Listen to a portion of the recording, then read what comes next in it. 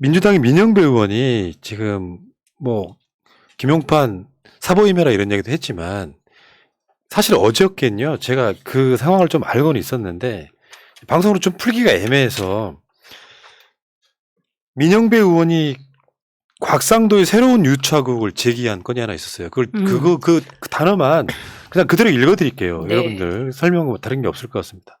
2013년 박근혜 전 대통령의 중국 순방에 71명의 경제사절단이 동행하는데 금융사 관계자가 속했다. 당시 곽상도 민정수석이 현지에서 발생한 금융사 관계자의 아들 문제를 해결하는 데 도움을 준 것으로 알려져 있다. 이후에 대장동 개발을 함께할 금융사 혹은 돈줄이 필요한 김만배 씨는 곽 의원 소개로 금융사 관계자의 도움을 받는다. 그 관계자가 중국 방문 당시 신세를 갚았다는 제보다. 이 사람들 모두 같은 대학 동문인데 이게 성대 법대일 거예요. 이들만이 아니다. 바로 최순실이라는 이름까지 등장한다. 초기 대장동 사건에서 등장하는 부산저축은행 사건 당시 변호인은 박영수 특검 수사검사 윤석열 전 검찰총장이다. 대장동 자금 흐름이 이상하다는 것을 확인하면서 둘이서 사건을 축소해서 덮었다는 썰이 거론된다. 됐다. 박 특검과 윤 전 총장의 연결고리가 김만배 씨라고 알려져 있다. 그래서 곽상도 패밀리 가운데 그분이 있었다는 것이다. 돈 받은 자에게 그분이 있다. 그분도 범인도 모두 저쪽에 있다. 돈의 흐름을 쫓아야 한다. 김만배가 챙겨야 할 곽상도 패밀리는 누구인지 어떤 도움을 어떻게 받았는지 규명하는 것이 화천대유 게이트를 밝히는 진실이다. 이렇게 저 은행이 H은행이라는 거죠. 예. 그리고 또 하나는 지금 윤석열 전 총장 아버지 집 사준 분 있잖아요. 누님. 그분이 중요한 인물일 수도 있다는 제보가 계속 들어오고 있습니다. 예. 그러니까 실제로는요, 제가 생각했을 때는 윤석열 씨가 상당히 깊숙이 개입된 사건이다. 이재명 치려다가 윤석열이 범인인 게 드러날 가능성이 높다. 전 그렇게 봅니다. 그러니까 윤석열 전 총장 부친 집, 그걸 하필 김만배 누나가 샀는데 그 김만배 누나가 마당 넓은 집에서 강아지 키우려고 샀다고 했잖아요. 네. 근데 전세 줬다는 얘기가 있잖아요. 네. 그렇게 말이 틀려지면 그걸 파고 들어가면 네. 되죠. 예.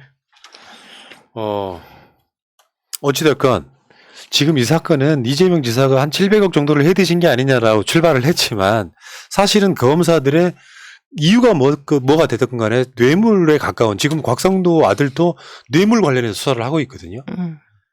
그래서 모든 게 사실은 지금 이 사건은 김만배는 그냥 바지 정도 느낌이고 거기 등장하는 모든 사람들이 검사 게이트일 가능성이 높아지고 있어요. 특수부 검사 게이트라는 주장이 이미 나왔었죠. 요거예요. 지금 이게 송기현 의원이 준비한 건데 고문 자문 명령 지급 수수료 189억 화천대유 법률 고문 자문 이창재 검사, 박영수 검사, 김순환 검사, 이경재 검사, 강찬우 검사, 김기동 검사 정영학 리스트 350억, 대장동 50억 클럽 의혹, 곽상도 검사, 최재경 검사, 박영수 검사, 김순환 검사, 권순일 제외하고는 다 검사예요. 그러면 대장동 게이트는 검사 게이트라고 보는 게 맞지. 저 50억 클럽이 지금 김만배 발 50억 클럽만 나와 있잖아요. 근데 정영학 발 50억 클럽이 또 있다는 거예요. 그리고 거기에 국힘의원 2명이 들어있다. 그렇죠. 라고 김만배가 검찰 조사에서 얘기했다고 주장하고 있잖아요. 근데 그거 안 나오고 있잖아요. 그것도 좀 공개하시죠. 그러니까 이 사건이 이재명한테 덮어 씌우려고 했는데 선거 때문에 나와. 저쪽이 계속 나오고 있는 상황이라서 계좌 추적을 안 하고 있다는 썰이 굉장히 유력하게 지금 설득력을 얻고 있다 이런 거고요. 그리고 국정감사에서 서범수라고요. 서범수. 김범수는 우리가 알지 않습니까? 김범수는 김건땡 씨랑 그 관련 있는 그분 아나운서 출신. 네. 근데 범수들이 좀 문제가 있었던 게 원래 국정감사 가면은 무슨 자료를 드리려고 하면 다 허락을 맡아야 되잖아요. 그렇죠. 근데 내가 마치 가끔 전화하다가 최민희 정청래 의원하고 통화하는 것 같은 통화 녹음을 이렇게 틀어요. 김부선 씨 목소리를. 왜? 그럼 그거를 중간에 제지당해 갖고 다시 그걸 읽잖아요. 네. 근데 한번 읽어볼게요. 그렇게 알리고 싶어 했는데 제가 알릴 수 있도록 해드릴게요. 김부선의 목소리예요. 제가 국감을 보다가 이 인터뷰에 제가 기꺼이 응했습니다. 김부선을 우습게 안 건 물론이고요. 대한민국 국민들을 개돼지로 알기 때문에 내가 거짓말을 하면 국민들이 속으리라는 그 사이코패스적인 위험한 발상이 저 사람이 위험하다는 것이다. 이재명 씨, 재명 씨, 당신 그런 사람 아니었잖아. 당신 나쁜 사람이야. 당신 그 정도로 후진놈이었어. 난 당신에게 유령이야. 야, 근데 국회의원이요. 김부선의 말을 이렇게 옮긴데 왜 이렇게 없어 보이냐? 당신 그 정도로 후진놈이었어. 막. 그거 되게 웃기더라고. 당신은 나에게 했던 이야기들 그 순간순간은 진심이었어. 더 이상 초라하고 구차해지지 마. 당신을 위해서 내가 충고 한마디 하는 거야. 당신 63년생 토끼띠였다고 분명히 나에게 얘기했어. 당신 조직도 없고 힘도 없고 백도 없다고 정치 못하겠다고 펑펑 울었지. 그 시절로 돌아가서 나한테 솔직하게 했던 것처럼 전 국민한테 솔직하게 고백해. 그럼 나 당신 용서할 거야. 그러니까 국감에 뭐야. 준비한 게 얼마나 없으면 아니, 그냥 근데 미친 여자가 그 이야기 하나 갖고 와가지고 난 미쳐버리겠네. 이거는 그냥 김용판과 쌍벽을 이뤘겠군요. 아, 진짜 질 떨어지는 거였어요. 왜냐하면 이게 국정감사랑 무슨 관련이 있으면 내용도 앞뒤가 맥락이 없고요. 김부선 이야기는 조폭이 자기 돈 자랑하는 거랑 똑같은 맥락이에요. 김부선하고 이재명하고 지금도 뭔가 연관이 있을 거라고 생각하는 사람들 버리세요. 단 한 건도 관련이 있다는 게 안 나온 데다가 김부선 이재명 관련해서 한 거짓말들은 다 박살이 나는데 아직까지도 김부선을 갖다 씁니까? 그때 이게 제가 MBC 걸로 보고 있었거든요. 저도 다양한 걸로 버전으로 보고 있었는데 MBC가 6만 명 좀 넘게 보고 있을 때 이 채팅창이 난리 났어요. 거기에 뭐 진보적인 사람만 있는 게 아니잖아요. 근데 뭐 하는 짓이냐고. 왜냐면 그때 그 애티튜드 자체가 막 하지 말라고 하는데도 그냥 굳이 자기가 이걸 계속 보여줘야 되는, 마치 뭐 이걸 해야만 하는 사람처럼 계속 그걸 그냥 소통도 안 된 채로 이걸 틀고 있는데, 그거에 대해서 엄청 비판 많았고 김부선 씨 얘기할 것도 그러니까 얘기할 필요도 없을 정도로 많은 비판이 있었죠. 그때. 어처구니가 없더라고. 네, 이거 진짜 뻘짓이었다 생각합니다. 그러니까 이 준비를 국감에서 들 이야기는 아니잖아요. 사실 그렇죠. 이렇게 만약에 들고 싶다면 무슨 캠프에서 튼다거나 이런 게 아니 아니라 그냥 뜻파리님들이 그냥 SNS 이렇게 올렸다 지워지고 이런 거죠. 저 돈다발 올렸던 정영화도 김부선 변호사예요. 그리고 사실은 그 김부선한테 후원금 몰아줬던 게 바로 똥파리들이시고요. 그렇게 연결돼 있어. 아 근데 저는 정말 그 가족은 되게 그럴 것 같아. 가족은 김부선 씨의 가족들은 가슴이 아플 것 같아요. 아니, 그런 그러니까 식으로 하고 다니는 게. 어떤 개연성 하나를 갖고 이야기를 해야지. 뭐 점이 있다. 점 없었어. 뭐 예를 들면 뭐 난방 열사여 갖고 이재명이 들락거려서 집에 보일러를 많이 틀었다 했더니 정보공개 청구를 받더니 그게 보일러를 제일 안 뗐네. 그러니까 김부선이 뭐라 그런 줄 알아요? 차가운 게 남자한테 줬다 그래서 안 뗐다. 아 뭐야? 아니 말이 이 정도 바뀌면 정신병자 취급을 해야지. 어떻게 이걸 갖다가 국감 현장에서 그걸 마치 특종이라고 갖고 왔을 거야? 너무 웃겨요. 김용판하고 서범수는 아침에 출근길에 엄청 신났을 거야? 이런 모질이들이 국회의원이라고. 각자 내가 오늘 스타가 되는 건가?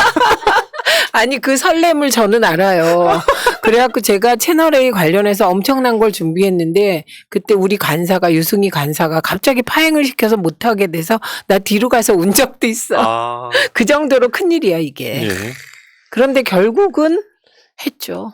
그리고 조작이 난무하는데요. 그 TV조선이 그 유동규 휴대폰 투척 자리라고 공개한 게 있어요. 그거는 어떻게 해서 찍었죠? 그러니까 내가 설명을 좀 해드릴게요. 네, 이거는 네, 아마 네. CCTV인 것 같은데 자세히 보면요. 이게 유동규가 던졌다고 하는 핸드폰이 9층에서 던진 거예요. 그럼 박살나지 않아요? 완전 박살나죠. 근데 이걸 어떻게 잘라 만들어갖고 마치 그 옆에 있는 수풀에서 누가 던진 것 같은 거를 유동규가 핸드폰을 던졌는데 누군가 와서 주워갔다. 그래서 저 남자가 의심스럽다 이거예요. 그런데 저는 이상한 게 이게 휴대폰 맞나? 뭐지? 이게 자세히 보면 뭔가 날아오는 느낌이 휴대폰은 아니었거든요. 휴대폰을 그 9층에서 던지면요. 화면에 안 잡힙니다. 떨어질 때 꽝 하고 떨어질 수는 있는데 바로 옆에 숲속에 던진 것 같은 거 요거를 잘라 만들어가지고 유동규가 던진 핸드폰 9층에서 던진 게 지금 길거리에 떨어진 걸 누가 주워갔다 이렇게. 숲에서 던진 그럼 그게 이렇게 유동규가 던진 게 숲으로 가서 거기서 반사돼서 이렇게 저기 대략 숲을 추정해 보면 거기가 그 풀이라든지 나무가 있는 곳이거든요. 튕겨져 나왔을 가능성은 없다고 보고. 아 이거 웃겨서 한 소리예요. 그러니까요. 9층에서 저 시멘트 바닥에 던졌는데 저게 저 상태로 그냥 느낌적으로 보면 저 숲속에 던진 것 같은 그런 느낌이에요. 일종의 영상을 조작한 것 같은 느낌. 저거야말로 언론중재위하고 다 해가지고 진실규명을 해야 되겠는데요. 예. 정말 황당한 조직들이 지금 이재명 죽이기에 다 올인하고 있는 거예요. 근데 저게 연계되어 있을까? 그 조직들이? 아니면 혼자 따로따로 하다가 연계된 것 같이 보일까요? 이상하죠? 이상해요. 저 이상한 거예요. 말도 안 되는 거를. 네, 웃겨요. 상식적으로 이게 잘못됐다고 느끼면 뭔가 보도를 하지 말거나 해야 되는데 이것은 너무 당당하게 공개를 하면서 유동규가 핸드폰을 숨기려고 던졌는데 누가 주워갔어. 그것도 기승전이 이재명일 거예요. 이재명이 보낸 사람. 미친놈들 진짜. 이재명 최측근. 진짜. 그 핸드폰을 던지는데 기다렸다는 듯이 딱 거기에 CCTV가 있고요. 야. 다 어쩌고니가 없어가지고. 아니 우리를 근데 바보로 알아 이 새끼들 지금. 되게 그 서사가 그래요. 네. 그 비주류가 후보되는 과정의 서사도 우리가 지켜봤잖아요.